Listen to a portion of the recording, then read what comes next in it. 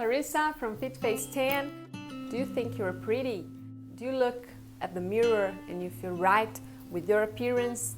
We are here to talk about natural beauty, real beauty, and health for your face with face exercises. When you discover your real beauty, you feel good with yourself. And taking care of your face in a natural way is the best way to feel good with yourself.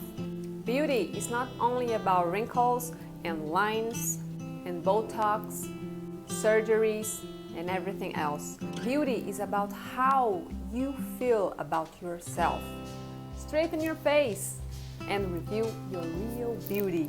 Welcome to Fitface10.